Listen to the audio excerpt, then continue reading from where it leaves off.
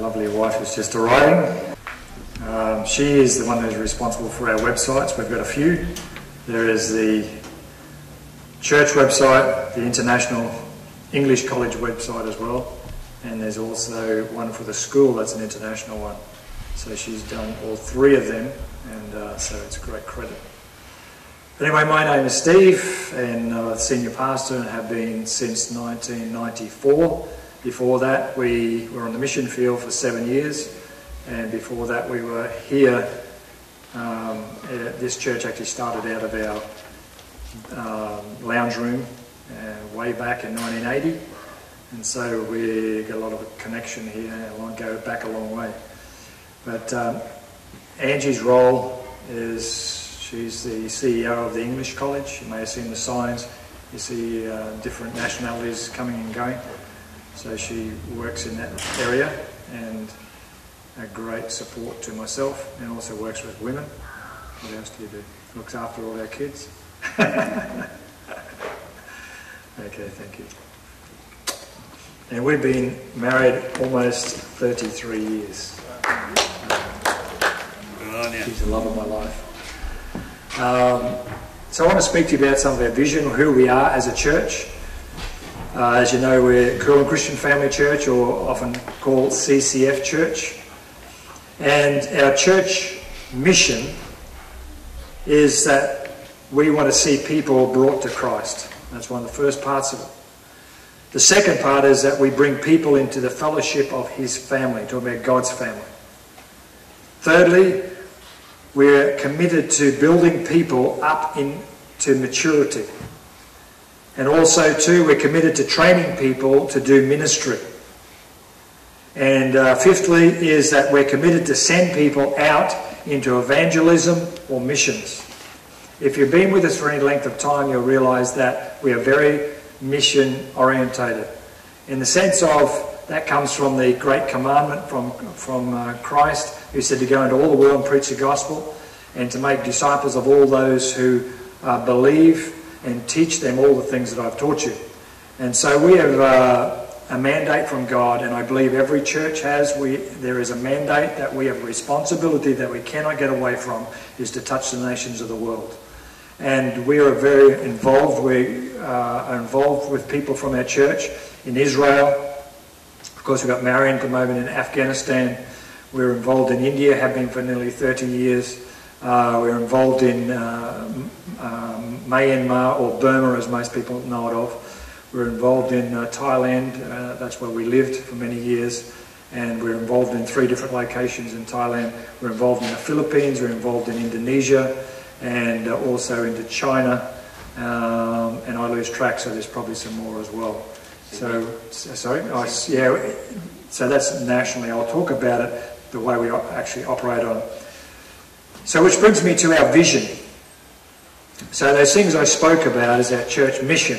Our church mission actually just teaches us and shows us who we are and how we go about things. But our vision that God gave us many years ago is that to impact our world through the gospel.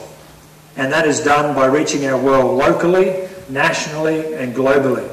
And so we're very committed to the local area here that we find ourselves in the Sunshine Coast. Right, that's why we designated him as a community pastor. We pay his wages, and so that we're involved in all sorts of facets right through this community.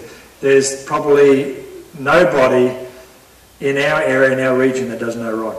The second aspect is nationally. We're involved as a church in places up north. We're working with Carl and Gail up there in Mariba, and right across the north part of Australia. And also Kim, we sent her up recently of this past year, and she's up there. She's since got married to one of the Indigenous men up there. And so they're up there. We've sent teams up there. We're involved with teams that go out to Alice Springs also too. There was teams that Rod took a team of his boys that he was talking about with their program, their bike program, up to Lockhart River recently, and everything was all paid for by a community and so on. And there was just a miraculous provision for that. Also down in Sydney, we got a couple that were from our church. They went to Bible college, and then they started a church in the suburb of Auburn in Sydney, which is mainly totally Islamic. And so they've been there for 10 years, and they had a cafe and they had other different things that were happening there, interacting with the community. I usually go down once a year to visit them just to encourage them. And so they're the areas that we're directly involved in Australia. Also too, in the midst of that, there's the global picture. And one of those areas that I forgot to talk about, we're involved in Germany through Mal and Cam. And so there are different places around the world that we're very, very committed to. So Jesus told us to go out into the world and make disciples, and then he will build his church. And so we have a responsibility, wherever it is, whether it's locally, whether it be nationally, whether it be globally, we have a responsibility to spread the gospel, to make disciples, and Jesus, as he promised, will build his church.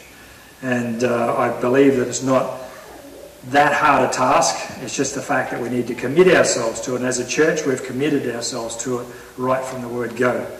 And in part of our whole local thing is the school that is here in touching lives through that school. And so when it comes to impacting our world, the question is, how is it done? I believe, and I teach it and preach it overseas, and also I've done it here a few times in our church, is it's fairly simple. One is that the gospel, when it interacts with our life and comes into the life of a particular person, there needs to take place what we call spiritual transformation. I lived in a Buddhist world for many years. I can speak, read and write Thai, and I studied Buddhism full-time for a month with Buddhist teachers, and it wasn't in English, it was in Thai. And so I understand Buddhism very well, but when you're interacting and bringing the gospel to other nations and other people groups, there must take place spiritual transformation. We go from a sinner into a child of God. We go from believing in a certain religious belief, and there has got to be a spiritual transformation that takes place for us to believe on the Lord Jesus Christ. And so we're committed to help people take that journey. Jesus said he is the door, and we are on one side of the door, but we need to walk through that door. Another thing that needs to be transformed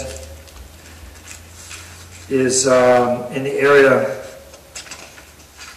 of relationships. We're committed to relationship transformation, because when the gospel comes into our life, maybe as a husband or a wife or as a family, things need to change. There needs to be a different dynamic that takes place in our homes and our families, the way we treat one another, the way we respond to one another, the way we forgive one another, the way we operate. And especially, we're very committed, Angie and myself, to marriages and helping people with difficulties in marriages. We get called into the community to get involved with people in their marriage problems. There are people in the church today that are here because of marriage problems that we were called out to. And so we are very committed to building homes, building families, building relationships between husbands and wives. Because some of the most pressure that comes in life comes between break up in homes and families, or bad relationships between husbands and wives. And so there needs to be that transformation that takes place, because it's helped people dealing with conflict mediation, also too where they've got offended and deeply rooted offences against one another, helping them get through those things and letting them know that Jesus Christ can change their situation. The third aspect where the gospel has a big impact is social transformation. Now, most of us are probably aware, in our communities, in our streets, in our schools, there is social problems like there's never been before.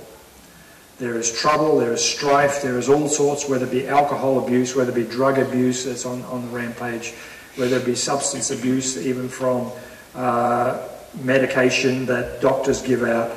There is all sorts of different things, dysfunctional, sexual abuse, violent abuse, all these sort of things that take place in the family. Now, when the gospel comes in, these things are challenged by the gospel. They're challenged by the teaching of Jesus Christ, because he said we're called to love one another. He says that people will know we're his disciples by our love for one another. And so that goes for our homes, our families, in our businesses, in our church, and wherever we find ourselves in. And so we need to recognise the fact that this is a problem for man, not just in Australia, not just in Coolum Beach, but right across the world. Mankind's problems are the same. And if you go into other countries, sometimes they look good, but you've got the same problem with drunkenness, drugs, gambling, pornography, abuse victims, violence, robbery, neglect, dysfunctional families, and the list goes on. And so this world and communities and families need Christ. It brings about that whole change in the social aspects of society and in their homes and families. Another one which is important, and in response to some of these things, going back to social transformation, is we offer programs that can help you transition from pain into life. And there is courses that are run, like Woman to Woman, there's a healing for women that are wounded. Search for Significance, it's really dealing with codependency problems. Also, there's like chemical abuse, there's Valiant Men type programs, and there are other courses that we do as well to help people come through that pain and to find restoration that comes through the gospel and through the power of Jesus Christ. The fourth aspect, which is the last one, is when the gospel comes into your life, it brings about economic transformation. And I've seen this time and time again in third world.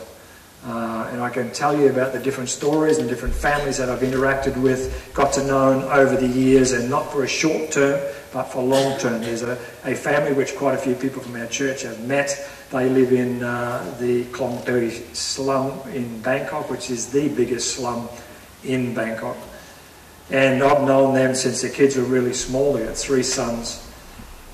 And they were living in a lot of poverty. They were the first people I got to know when I was trying to learn the language, and it was about 3 months after we lived there.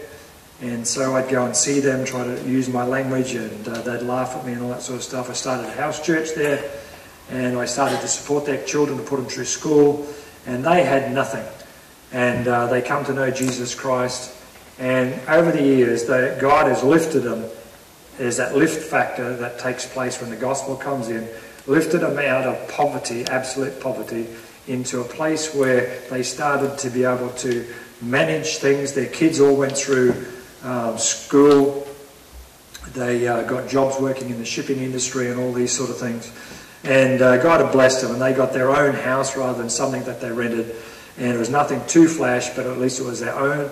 They ended up with motorbikes so they could get around. They ended up with fridges, TVs, other things and comforts that we take for granted. And God has really blessed them, and they got contracts out at the airport to fill containers with tyres, and got very well paid. And God just kept blessing them there. And last 2 times I was over there in February with my wife, and also the previous trip before that, I think Shane was with me, and went there and visited them. And they said, oh, let's go out for lunch, because they're very poor.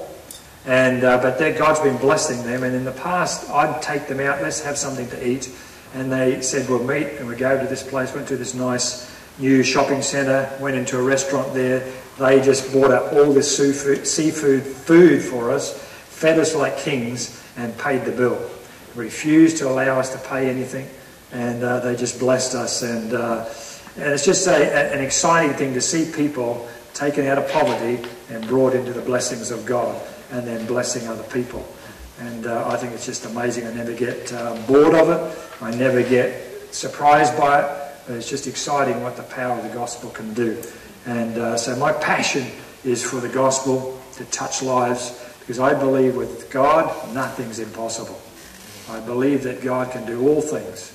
And he can change the worst of all sinners, as Paul says about himself. And I know about my own life and what God has done in my life and in my family, and the heritage that I have from my parents.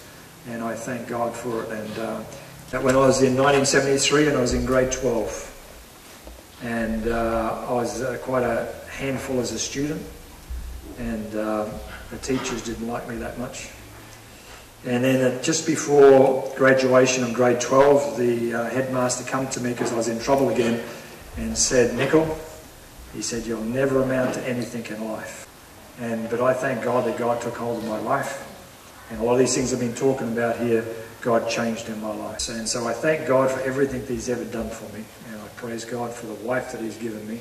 And I'm also the father of 5 boys. And they're all a handful, but they keep me on my toes. And I just Thank you.